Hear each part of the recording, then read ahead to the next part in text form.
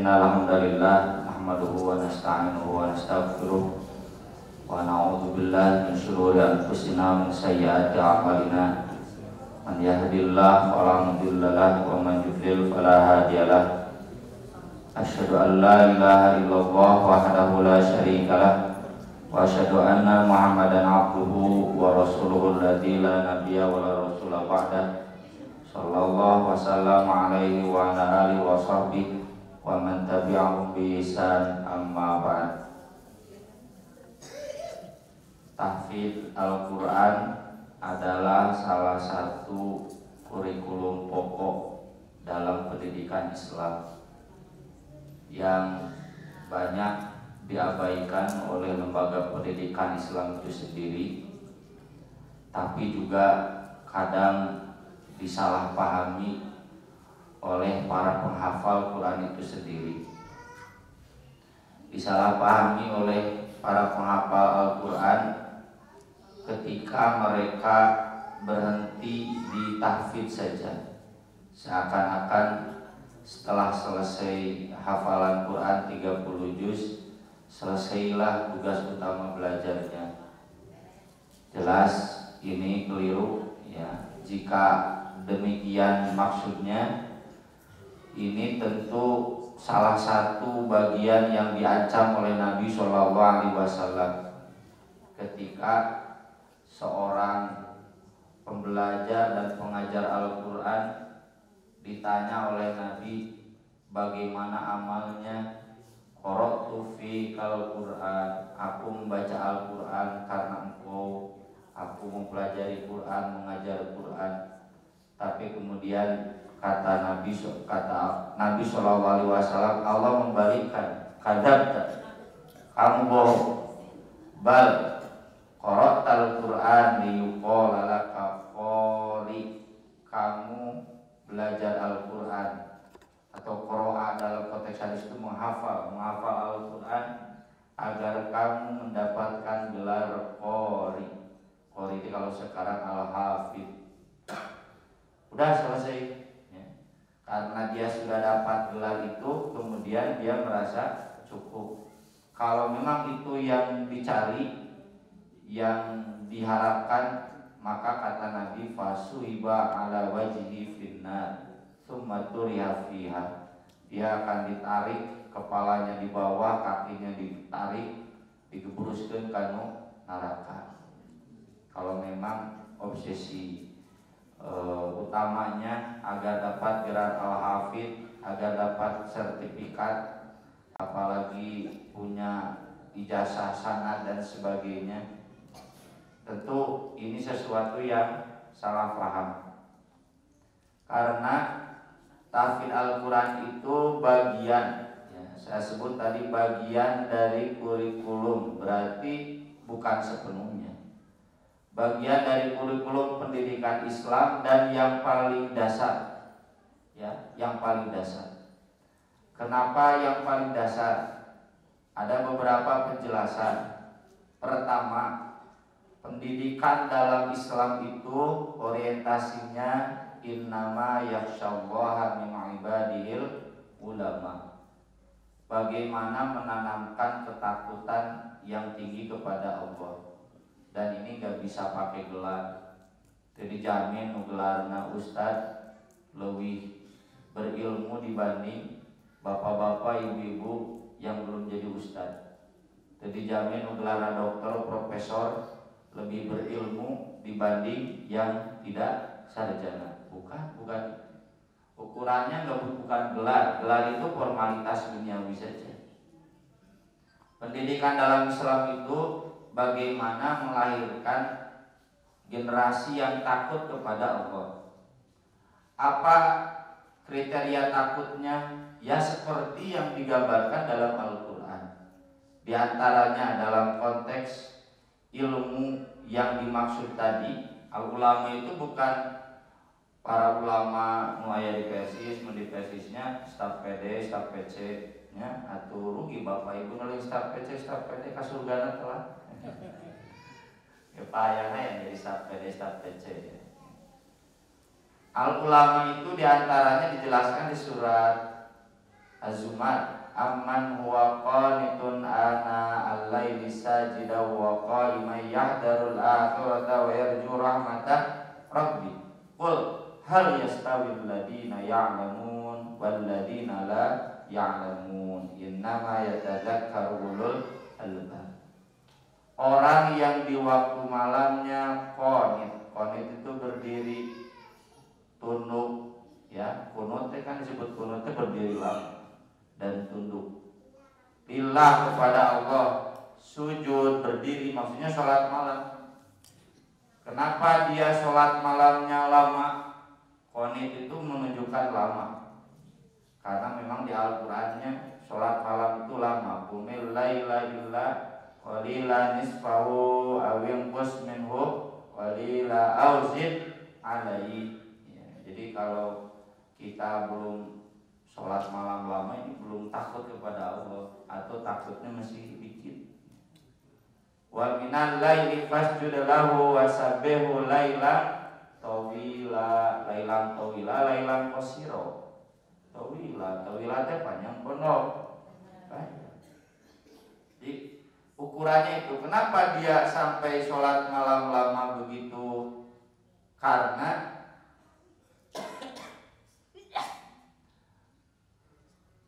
sajidah wa qaima yahdarul akhir, karena dia takut akhirat. Wa yarju rahmatar rabbi, dan mengharap rahmat dari Tuhan. Ini ihtiba, jadi pembanding yang bandingannya dibuang. Langsung saja loncat ke kesimpulan. Qul hal yastawil ladina ya'lamun wal ladina la ya'lamun. Sama tidak orang yang berilmu dan orang yang tidak berilmu. Nu ieu mah berilmu yang tiap malamnya tunduk kepada Allah, khusyuk, salat, sujud, qiyam lama lagi. Anu ieu mah nu lilana teh sarena nu lila teh. Ieu mah teu berilmu. Sama tidak orang yang berilmu dan tidak berilmu. Beda, innama yatadzakkaru ulul albab. Makanya saya pernah tulis ya, dalam berbagai tulisan termasuk terkait kurikulum. Imam Al-Ghazali ketika membahas babu fadila ilmi, keutamaan ilmu di dalam Ihya Ulumuddin, beliau membedakan ilmu teh aya ilmu anu baik, aya ilmu anu jelek. Kayak kadituna jadi aya ulama usu, ada ulamaul hasan, saya lupa lagi istilahnya. Ada ulama baik, ada ulama buruk. Apa kriteria ulama baik? Yang seperti Imam Syafi'i, ya, tiap malamnya sholat malam, bahkan sampai 3 malam beres. Saya pun belum sampai ya, 3 malam beres, 1 malam 10 juz. Kan gitu hadisnya ya. Di hadis Abdullah bin Amr itu ketika ditanya, betul kamu sholat malam 1 malam 30 juz? Ya, kurangan. Iqra'il Qur'ana fi syahr. Baca Quran itu dalam sholat malam 1 bulan. Itu perintah Nabi. 1 malam 1 juz. Kata Abdullah bin Amr, inna li quwwah, saya masih kuat. Iqra'il Qur'ana fi sab'in, 7 hari. 7 hari berarti semalamnya kurang lebih 4-5 juz. Ini likuwa, ini ajidu likuwa, saya masih kuat lebih dari itu. Iqra'il Quran fi salasin wala tazid ala dzalik. 3 malaman berarti 1 malam 10 juz, jangan lebih dari itu. Kalau kita lihat Imam Bukhari, Imam Syafi'i, Imam Bukhari itu di Muqaddimah Fathul Bari kan dijelaskan bagaimana ibadah beliau. 1 malam Al-Quran itu khotam di dalam sholat malam 3 malam. Ya, sanar ulama kadewa, bararata juga ngalurkeun diri jadi mau balik versi suwi. Jadi ukurannya takut itu bangun malam, sholat malam, baca Quran, menikmati karena takut. Ya, takut kepada Allah. Kemudian alasan lainnya, karena orang-orang yang takut kepada Allah itu cirinya idza dzukirallahu wajilat qulubuhum. Ya. Punten ya. Kadang saya nggak mengerti. Nah, Quran teh betul diapalkeun. Apakah Bapak Ibu nggak punya getaran-getaran khusus? Saya dulu sering cerita ke anak-anak, terutama yang sekarang di situ Aksan. Saya kapaksa ngapalkeun Quran. Setiap kali mendengar ayat Quran yang saya belum hafal, itu getarannya beda. Kenapa saya belum hafal? Rasanya beda, dan ini nggak bisa dijelaskan, harus dirasakan. Jika kumaha rasana kopi, sok jelaskeun. Asam, apa gitunya? Kumaha rasana udud, deuy. Asam, itu tukang alapun. Susah dijelaskan kata-kata. Jadi idza dzukirallahu wajilat qulubuhum wa idza tuliyat alaihim ayatu zadatuhum imana. Itu patokan utamanya Quran. Kok tega-teganya hati kita ini Quran gak dihafal? Ini kejam banget. Ini Quran dibiarkan. Ari bapak jeung ibu boga kene hate teu gitu kasar.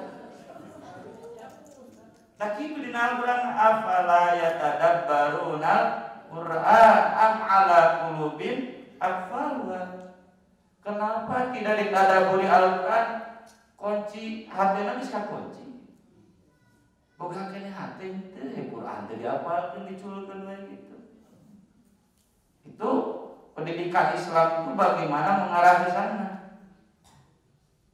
Menikmati zikir karena ada getaran-getaran khusus, menikmati bacaan Quran. Nah, ini yang kadang ya diabaikan karena kita terjebak dalam kurikulum nilai materialistis, ya, ranking, nilai apalagi anak-anak sudah diarahkan nih kudu PTB, kudu kawan betul itu salah. Yang perlu saya sampaikan pesan pada larang di tingkat kaliannya. Itu salah. Nah, yang jadi salah itu ketika kita lupa man yuridillahu bi khairan yufaqihu fiddin. Jadi kebaikan itu ilmu kalau tafakuh fiddin. Ya. Asup Unpad tapi terlepas dengan tafakuh fiddin. Asup ITB tapi tidak lepas dari tafakuh fiddin. Bahkan jadi pengusaha pun, pedagang, Imam Abu Hanifah semua tahu. Pedagang besar, pagi-paginya beliau dagang, siang, sore, malam ngajar. Ya, di dia meureun aya pusatnya pedagang di Padalarang, pengusaha. Ya, tapi ngurus jamnya angger, ngurus masjid angger, ngurus madrasah angger. Tapi kita diajarkan anak-anak itu nilai-nilai materialistis, tapi nilai-nilai ruhiyahnya bagaimana mencapai derajat innama yakhshallaha min ibadil ulama, itu nggak bisa dilepaskan dari Al-Quran. Dan tahfidz Al-Quran itu menjadi kurikulum dasarnya. Bagaimana mungkin kita menikmati bacaan Al-Quran dalam sholat malam? Bagaimana mungkin kita punya rasa yang khas dengan Al-Quran kalau kitanya jauh dari Al-Quran? Cara mendekati Al-Quran itu dengan menghafal Al-Quran.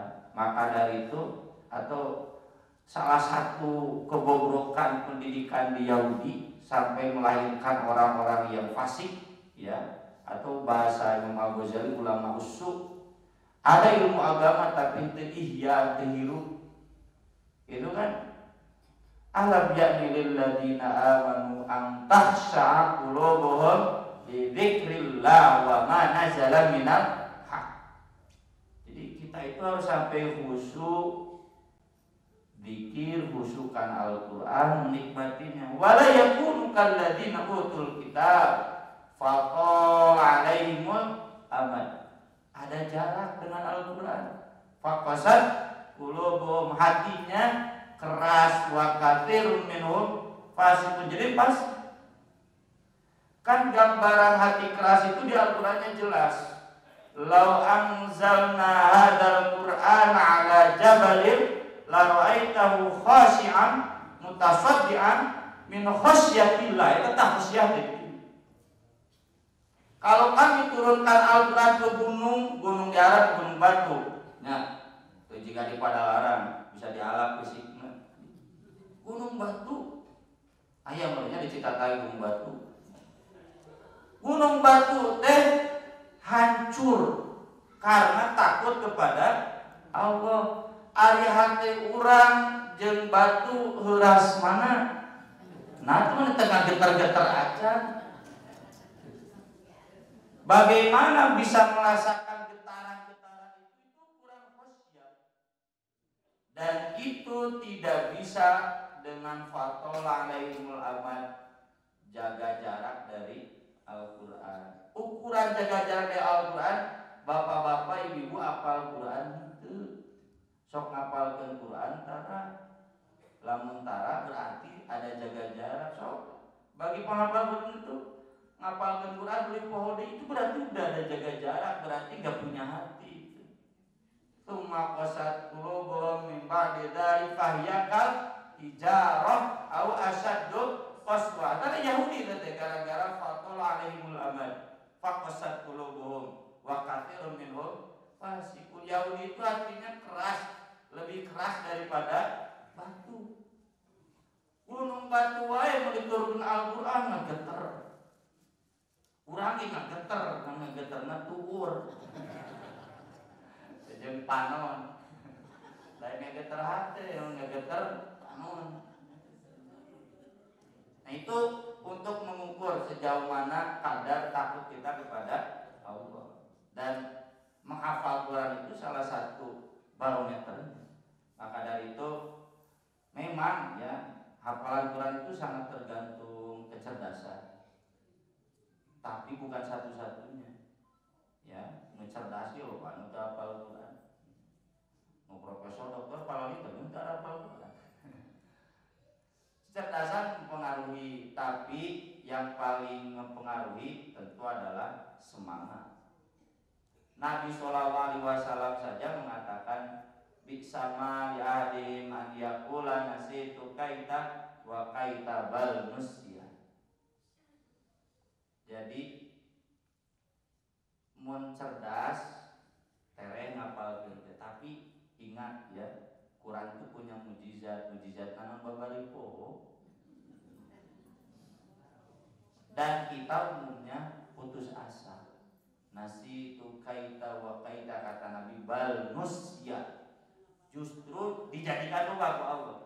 Makanya ayat Al-Quran di ayat yang sebelum tadi, wala takunu kalladzina nasullah fa'ansahum anfusahum ulaika humul fasiqun. Tuh yang penting pasif. Karena kita melupakannya sebetulnya, jadi kemudian kita dijadikan lupa, dilaknatnya jadi pelupa. Wastadzkirul Quran, kata Nabi, jadi kedikir Al-Quran teh fa innahu asyadu tafasyan minan na'am. Jadi mengarana onta itu lingas, malaweung kabur. Makanya nggak boleh sholat di tempat penambatan unta. Kalau di penambatan kambing mah boleh. Nah, onta melingas kabur. Tang ngapalkeun Quran teh leuwih lingas tibatan onta. Malaweung misalnya kabur. Tah ieu nu ngapalkeun Quran ngaraos. Terus apa 30 juz capek-capek isukna poho deui. Tapi kalau kemudian kita putus asa, itu nubal manusia, dijadikan kita orang yang pelupa, ulai kaumul fasiqun. Makanya harus balik lagi, dan dalam hal ini penghafal Quran tidak boleh putus asa. Karaos abdi, urang teu meunang saya capek ieu teh, isukna pohon. Jangan putus asa ya. Banyak juga santri yang curhat, capek geus apal nya disetorkeun apa nah cenah isuna teh poho deui. Yaitu mukjizat Al-Qur'an itu di sana. Karena Quran itu harus dijadikan zikir. Wastadzkirul Quran mungkin jadi zikir tadi teh. Fatal alaihimul amadu faqasat qulubuhum wa katsirun minhum fasiqun. Agar Al-Quran terus dizikirkan, agar Al-Quran terus dibaca, dihafal, dijaga. Bapak Ibu malah goroma irama, ingatkan ya babunya. Yang miskin semakin miskin, yang kaya semakin kaya. Jangan usah apa, pan pangdam balana penumpang damri. Ini istilah yang nari sebuah. Jadi apal ge lagu mah apal ari Quran diapalkeun. Oh, eta mujizat teh. Agar Al-Qur'an senantiasa dihafal, diingat-ingat, dibaca lagi ya. Kalau kita kemudian putus asa, tah didinya teu boga kasieun teh, teu boga hate teh. Ini bagian dari kurikulum pendidikan Islam. Kemudian yang berikutnya, karena orientasi pendidikan Islam itu tafakuh fiddin, ya, dan ini jadi moto di pendidikan Persis. Tafakuh fiddin, tidak akan menjadi khairan ilmu apapun yang kita pelajari kalau tidak sampai tafakuh fiddin. Tafakuh fiddin itu Ibnu Hajar menjelaskan 4 ilmunya. 1 tafsir, 2 hadis, 3 fikih. 1 lagi dasarnya bahasa Arab. Jadi kalau santri-santri penghafal Quran ini di sini bisa aya kene santri nu semangat nanti mempelajari Ustaz Wali we, aya pelajaran Ustaz Iwan Abu Ayat bahasa Arab halean tayeu teu khairon gitu. Nu tadi teh nya obsesina ngumpul hayang jadi penghafal Quran al-hafid ke balik ka lembur teh wah al-hafid. Jadi mun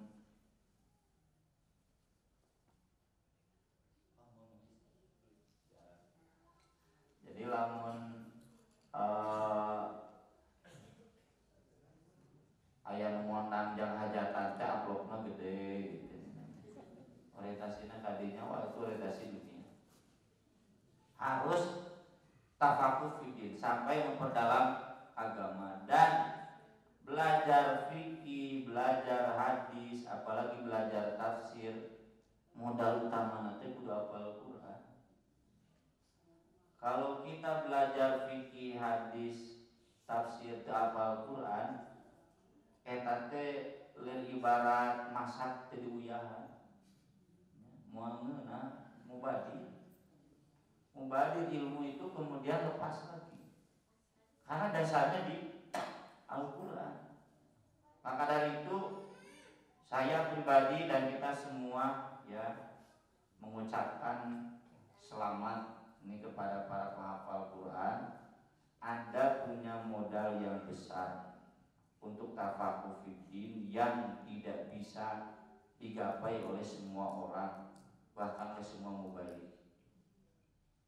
Paling hesena teh di dunia mubalik kan 2, hiji bahasa Arab, 2 hafal Quran kan paling hese. Jadi ketika Ananda fokus di menghafal Quran bahasa Arab, kita 2 kunci ilmu itu udah ada pegang, tinggal dipakai muka mual gitu. Pendidikan Islam di kita nyebutan termasuk mungkin di Persis, di Muhammadiyah, di NU, di Al-Azhar tafsir, di Al-Azhar fikih, di Al-Azhar hadis, ayat hafal Quran, itu jadi hamba, nggak kenapa, kurang paham. Bagaimana mau paham kalau tidak hafal Quran? Dia kalau tidak hafal tidak paham Quran.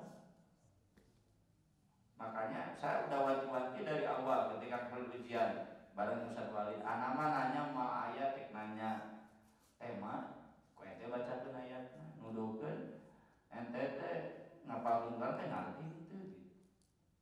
Karena bukan cukup hafal saja kudu ngerti ya. Gitu teh artinya kumaha santri na Ustaz Wali di kamari uning lah yang lancar. Santri teh saya sebut Misalkan perempuan boleh gugat cerai ke suami langsung. Ayah mau ulang-ulang udah bejaan lah. Itu kan tergantung anugerah dari Allah. Tapi Anda yang menghafal Quran, apalagi bahasa Arab, itu sudah punya dua kunci ilmu yang dengan dua kunci itu Anda bisa membuka gerbang tafakur fikih. Jadi nggak bisa cukup dengan itu saja. Maka dari itu saya kalau bisa menyarankan ya, ketika Anda selesai dari sini, sok fokus di tafakur fikih. Silakan pilih pesantren mana, asal Anda bisa disiplin dalam tafsir, hadis, fikih. Jangan paling pokok eta apal Qur'an atau nepikeun ka lupa cara kumaha. Tirulah sunnah para ulama, pakai dalam sholat malam. Pakai dalam sholat malam, dihafal terus di setiap saat. Dan pinterna sekalipun aya pokona. Dan jangan putus asa dengan itu. Ketika kita putus asa, eta dilaknat ku Nabi tadi, bagus. Dan bagi bapak-bapak ibu-ibu, kita tidak perlu berkecil hati. Ya, hadisnya kemarin sudah saya sampaikan ya di syukuran haji Pak Haji Yaya. Asal bapak ibu shodiqun niyah.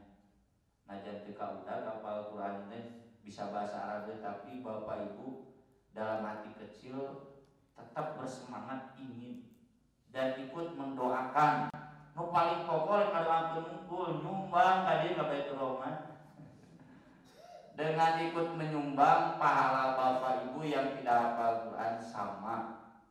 Bahkan kadang jadi ngerasa rugi urang teh nya. Nah, urang mau hafal Quran na pahalana jadi bagi-bagi di bapak jeung ibu. Urang teh capek ngapalkeun Quran tapi pahalana kemudian jadi berbagi. Enggak, ya, enggak demikian. Allah itu Maha Adil. Ketika kita memang gak mampu sampai dalam satu amal, asal kita punya niat yang serius ya, ingin seperti itu, diantaranya ditunjukkan dengan menjadi simpatisan, pendukung, nyumbangna, ngadoana, termasuk mengarahkan anak cucu ibu, anak cucu bapak, sok nu paling pokok teh hafal Quran bahasa Arab, kunci umum itu. Dan itu yang kita rasakan sebagai para mubalik, mun teu boga eta teh susah. Dorong anak cucu ibu, insya Allah kita semua akan mendapatkan pahala yang sama. Fa ajruhuma sawa. Aku qouli hadza wa astaghfirullah li wa lakum subhanakallahumma wa bihamdik asyhadu an la ilaha illa anta astaghfiruka wa atubu ilaik. Wassalatu wassalamu ala rasulillah. Wassalamualaikum warahmatullahi wabarakatuh.